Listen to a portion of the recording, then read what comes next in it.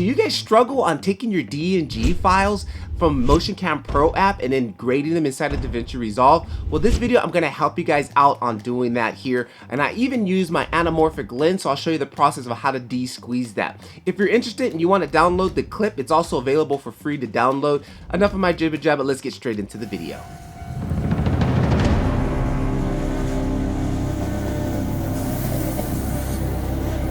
Inside the Motion Cam app. So what we're gonna do is I'm gonna go ahead and load in my first few files. A couple of them, I have one that's kind of shot in a really dark situation to show you guys how I will basically work through the noise. Clearly see there's a lot of noise in it. I was using, again, the Moondog anamorphic lens. Absolutely fantastic. I love that little flare. And I'm gonna go to 4-frame stack, and then I add one of each of these here. I'll go ahead and export this out. I already exported it, and here's my settings. I just do DNG, I don't do ProRes. We'll go ahead and jump into DaVinci. So now here inside of DaVinci, what I basically will do is I will go ahead and bring in my file. I normally do it from the file page because it brings in the sequence nice and easy without any problems. So there it is. I did use, again, the Moondog's anamorphic lens, so I will need to de-squeeze this because right now it is not. I highlight this, right click on it, go to click attributes, and then I go to pixel ratio, aspect ratio. Then I scroll up to 1.3 anamorphic, and then boom, go ahead and select that. And then now we have it fully de-squeezed here. Now what I would do as far as grading, I will jump into my color tab. So I basically go down here to decoding use. I go to clip. From here, I go to Rec 709. I go to P3D60. And then gamma, I go to linear. And now it looks horrible. Don't worry, we're going to fix that.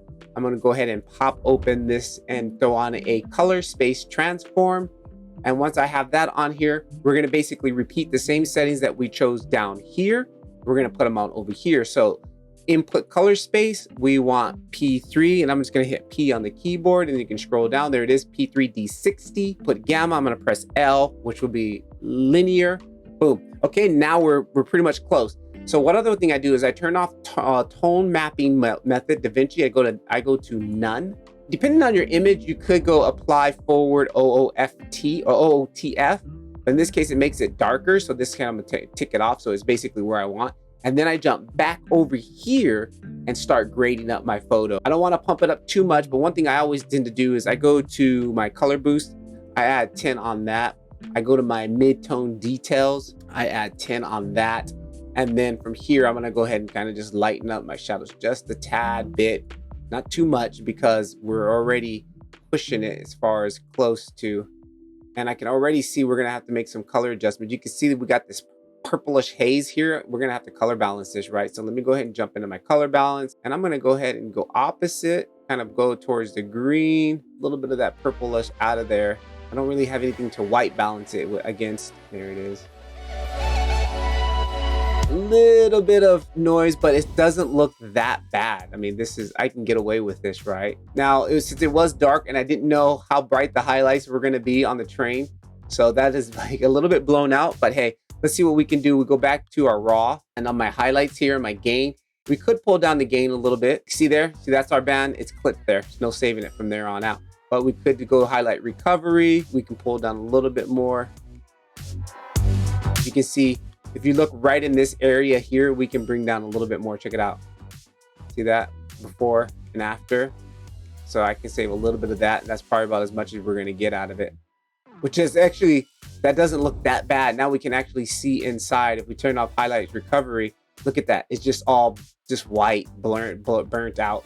Now we can actually see there are posters and details inside of there. So that is about as good as that's going to get right there. So that's pretty much how I would do that. Again, if I had multiple clips, I would right click, I will go to grab still and make sure you're in the stills palette, and it's going to save a copy of that. So if I had another clip similar to this, let's go back to here. Now, instead of having to do that all again from scratch, we can just go back in, and I can just right click a middle mouse button over this.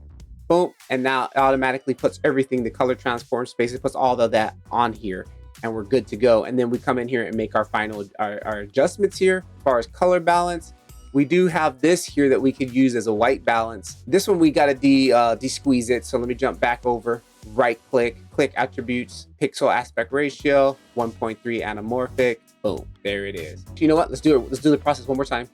Show you project, clip, color space, P3D60, gamma, linear, drop a color space transform on there, color space transform, drop that on top, repeat it again, PD360, again linear, there it is, boom. Then don't forget this tonal map method, select none. If you want, apply, maybe not, you don't need it. It's this opposite right here if you want it more. Then I go back down here, I do my grade, add my boost. I'm gonna add my 10 boost on color. I'm gonna add my 10 boost on midtone details, pull up my shadows a little bit, just a tad bit. White balancing, there were orange lights, orange street lights. So let's maybe just come in here and pull off a little bit of that yellow. There's that, and then that's pretty much it. If I can go back into here, my highlights, we can see if we can save it. I can pull down a little bit of the highlights, right? There's a clip point. So it's after that, then I can hit highlight recovery. Boom, there it is. And that's how I would basically go about grading that up. Take a look at this video. It's another workflow video. Patrick Levar. Catch you in the next one.